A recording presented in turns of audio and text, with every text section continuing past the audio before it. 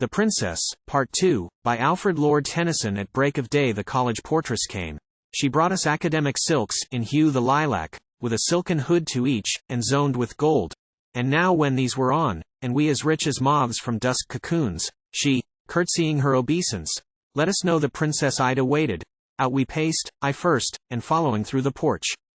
That sang all round with laurel, issued in a court compact of lucid marbles, bossed with lengths of classic frieze, with ample awnings gay betwixt the pillars, and with great urns of flowers. The Muses and the Graces, grouped in threes, enringed a billowing fountain in the midst, and here and there on lattice edges lay or book or lute, but hastily we passed, and up a flight of stairs into the hall. There at a board by tome and paper sat, with two tame leopards couched beside her throne, all beauty compassed in a female form, the Princess. Liker to the inhabitant of some clear planet close upon the sun, than our man's earth, such eyes were in her head, and so much grace and power, breathing down from over her arched brows, with every turn lived through her to the tips of her long hands, and to her feet. She rose her height, and said, We give you welcome. Not without redound of use and glory to yourselves ye come, the first fruits of the stranger.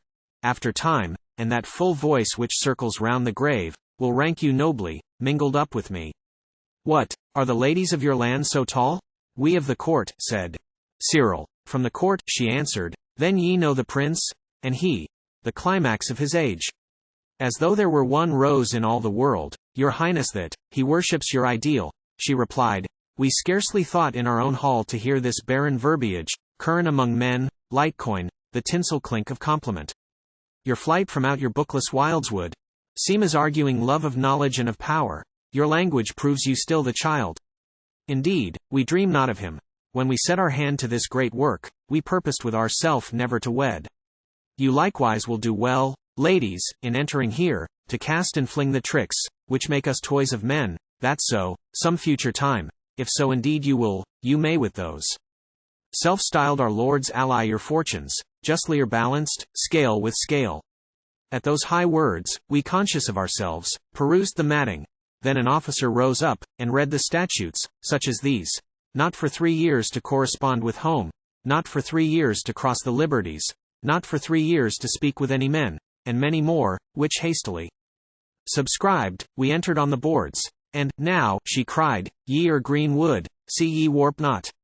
Look, our hall, our statues, not of those that men desire, sleek odalisques, or oracles of mode, nor stunted squaws of west or east, but she that taught the Sabine how to rule, and she the foundress of the Babylonian wall, the Carian Artemisia strong in war, the Rhodope, that built the pyramid, Clelia, Cornelia, with the Palmyrene that fought Aurelian, and the Roman brows of Agrippina. Dwell with these, and lose convention, since to look on noble forms makes noble through the sensuous organism that which is higher. O lift your natures up, embrace our aims, work out your freedom. Girls, knowledge is now no more a fountain sealed, drink deep, until the habits of the slave, the sins of emptiness, gossip and spite and slander, die. Better not be at all than not be noble. Leave us. You may go. Today the Lady Psyche will harangue the fresh arrivals of the week before, for they press in from all the provinces, and fill the hive. She spoke, and bowing waved dismissal. Back again we crossed the court to Lady Psyche's, as we entered. There sat along the forms, like morning doves that sun their milky bosoms on the thatch, a patient range of pupils, she herself erect behind a desk of satin wood, a quick brunette, well moulded, falcon-eyed, and on the hither side, or so she looked, of 20 summers.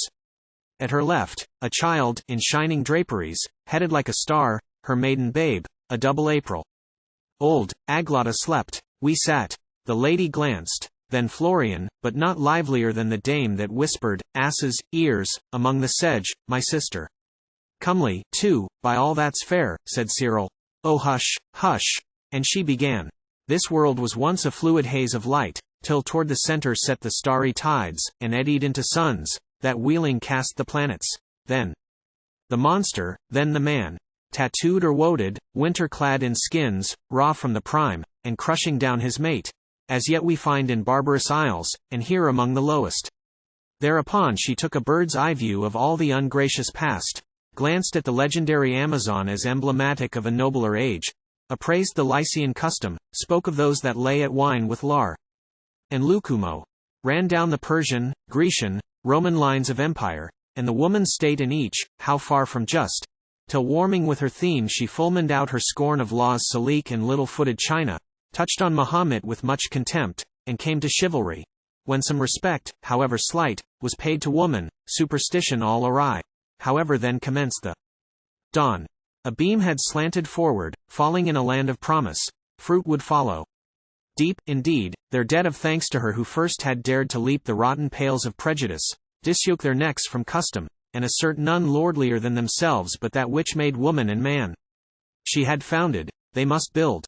Here might they learn whatever men were taught. Let them not fear.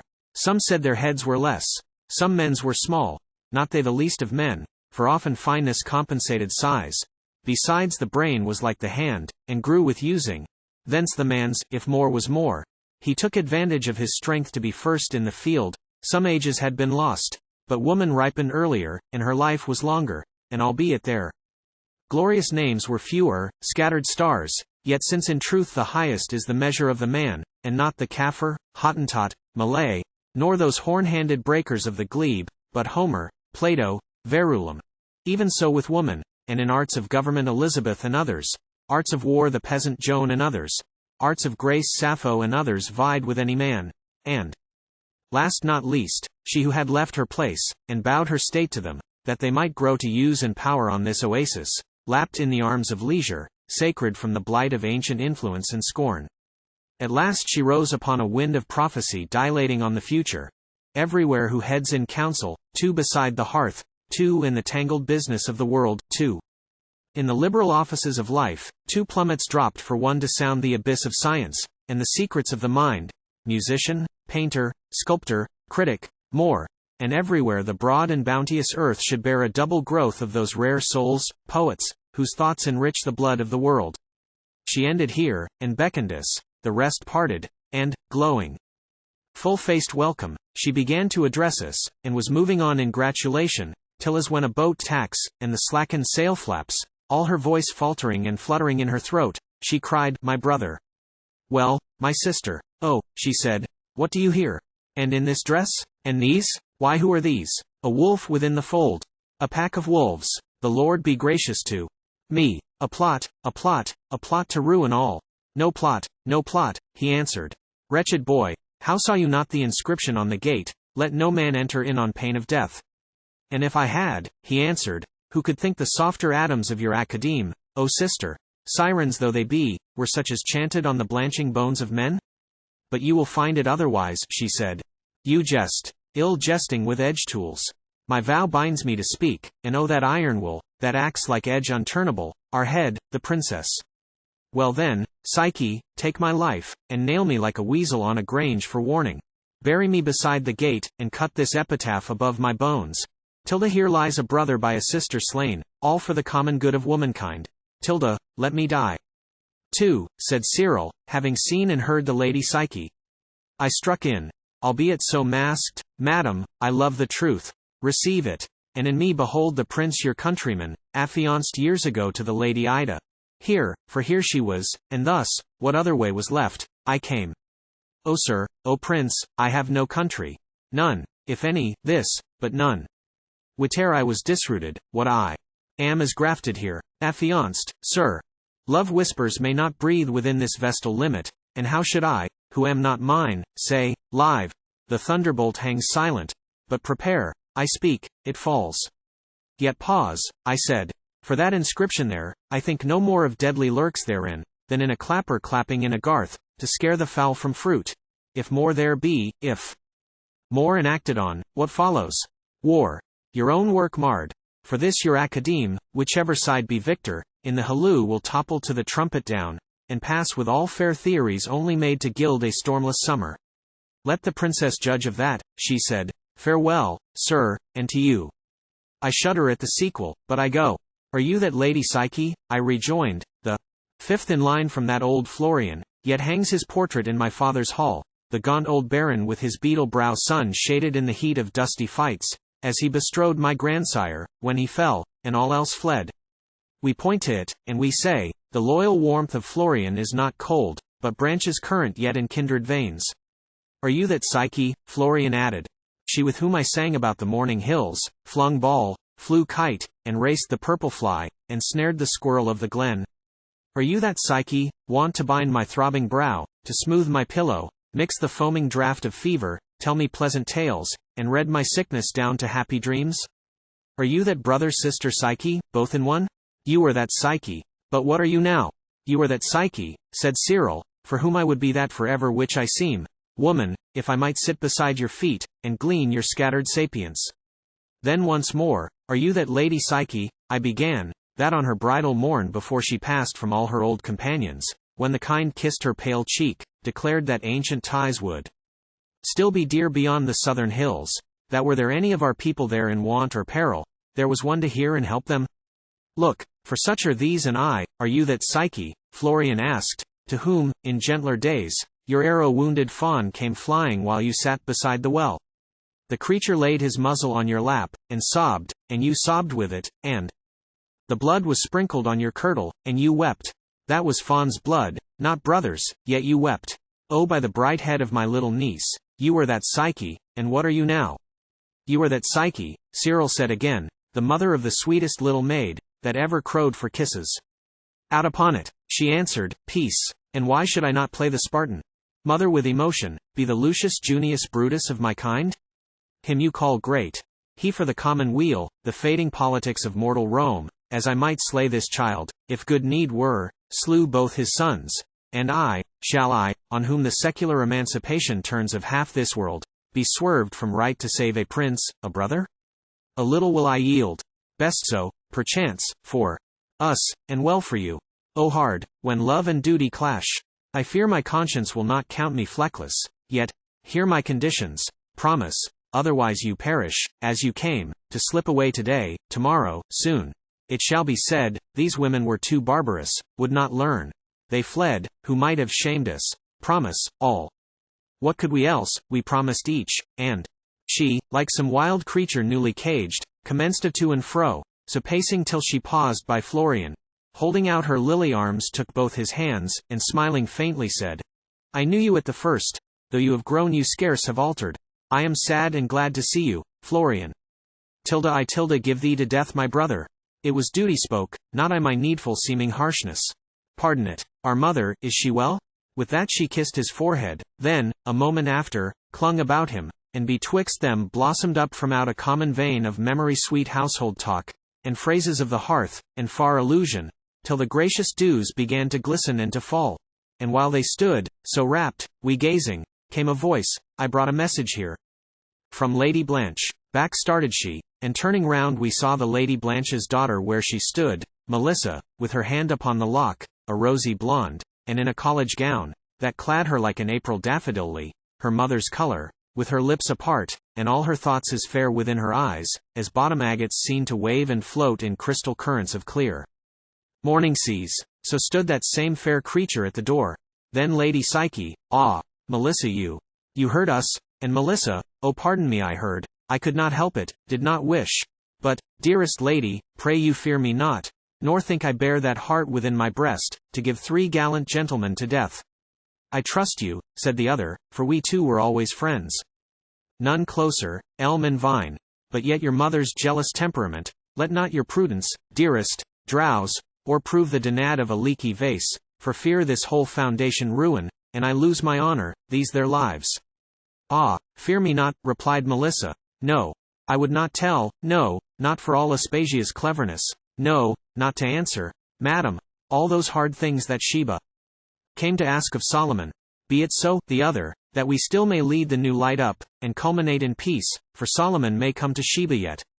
Said Cyril, madam, he the wisest man feasted the woman wisest then, in halls of Lebanonian cedar, nor should you, though, madam, you should answer, we would ask, less welcome find among us, if you came among us, debtors for our lives to you, myself for something more. He said not what, but, thanks, she answered, go. We have been too long together. Keep your hoods about the face, they do so that affect abstraction here. Speak little. Mix not with the rest, and hold your promise. All, I trust, may yet be well. We turned to go, but Cyril took the child, and held her round the knees against his waist, and blew the swollen cheek of a trumpeter, while Psyche watched them, smiling, and the child pushed her flat hand against his face and laughed, and thus our conference closed. And then we strolled for half the day through stately theaters benched crescentwise. In each we sat, we heard the grave professor. On the lecture slate the circle rounded under female hands with flawless demonstration. Followed then a classic lecture, rich in sentiment, with scraps of thunderous epic lilted out by violet-hooded doctors, elegies and quoted odes, and Jules' 5 words long that on the stretched forefinger of all time sparkle forever. Then we dipt in all that treats of whatsoever is, the state, the total chronicles of man, the mind, the morals, something of the frame, the rock, the star, the bird, the fish, the shell, the flower, electric, chemic laws, and all the rest, and whatsoever can be taught and known, till like 3 horses that have broken fence, and glutted all night long breast deep in corn, we issued gorged with knowledge, and I spoke. Why, sirs, they do all this as well as we. They hunt old trails, said Cyril, very well, but when did woman ever yet invent? Ungracious, answered Florian. Have you learnt no more from Psyche's lecture, you that talked the trash that made me sick, and almost sad? Oh trash, he said, but with a kernel in it. Should I not call her wise, who made me wise? And learnt? I learnt more from her in a flash, than in my brainpan were an empty hull, and every muse tumbled a science in. 1,000 hearts lie fallow in these halls, and round these halls 1,000 baby loves fly twanging headless arrows at the hearts, whence follows many a vacant pang. But oh with me, sir, entered in the bigger boy, the head of all the golden-shafted firm, the long-limbed lad that had a Psyche too. He cleft me through the stomacher. And now what think you of it, Florian? Do I chase the substance or the shadow? Will it hold? I have no sorcerer's malison on me, no ghostly hauntings like his highness. I flatter myself that always everywhere I know the substance when I see it. Well, are castles shadows? 3 of them? Is she the sweet proprietress a shadow? If not, shall those 3 castles patch my tattered coat? For dear are those 3 castles to my wants, and dear is sister Psyche to my heart, and 2 dear things are one of double worth, and much I might have said, but that my zone unmanned me. Then the doctors. Oh to hear the doctors. Oh to watch the thirsty plants imbibing. Once or twice I thought to roar, to break my chain, to shake my mane. But thou, modulate me, soul of mincing mimicry. Make liquid, treble of that bassoon, my throat. Abase those eyes that ever loved to meet star-sisters answering under crescent brows. Abate the stride, which speaks of man, and loose a flying charm of blushes o'er this cheek, where they like swallows coming out of time will wonder why they came. But hark the bell for dinner, let us go. And in we streamed among the columns, pacing stayed and still by 2s and 3s, till all from end to end with beauties every shade of brown and fair in colors gayer than the morning mist, the long hall glittered like a bed of flowers. How might a man not wander from his wits pierced through with eyes, but that I kept mine own intent on her, who wrapped in glorious dreams, the second sight of some John age, sat compassed with professors. They, the while, discussed a doubt and toasted to and fro. A clamor thickened, mixed with inmost terms of art and science. Lady Blanche alone of faded form and haughtiest lineaments, with all her autumn tresses falsely brown, shot sidelong daggers at us, a tiger cat in act to spring. At last a solemn grace concluded, and we sought the gardens. There one walked, reciting by herself, and one in this hand held a volume as to read, and smoothed a petted peacock down with that. Some to a low song oared a shallop by, or under arches of the marble bridge hung, shadowed from the heat. Some hid and sought in the orange thickets. Others toast a ball above the fountain jets, and back again with laughter. Others lay about the lawns, of the older sort, and murmured that their May was passing. What was learning unto them? They wished to marry. They could rule a house. Men hated learned women. But we 3 sat muffled like the fates, and often came Melissa hitting all we saw with shafts of gentle satire, kin to charity, that harmed not. Then day drooped. The chapel bells called us. We left the walks. We mixed with those 600 maidens clad in purest white, before 2 streams of light from wall to wall, while the great organ almost burst his pipes, groaning for power, and rolling through the court a long melodious thunder to the sound of solemn psalms, and silver litanies, the work of Ida, to call down from heaven a blessing on her labors for the world. Sweet and low, wind of the western sea, low, breathe and blow, wind of the western sea. Over the rolling waters go, come from the dying moon, and blow him again to me. while my little one, while my pretty one, sleeps. Sleep and rest, father will come to thee soon. Rest, rest, on mother's breast, father will come to thee soon. Father will come to his babe in the nest, silver sails all out of the west under the silver moon. Sleep, my little one, sleep, my pretty one, sleep.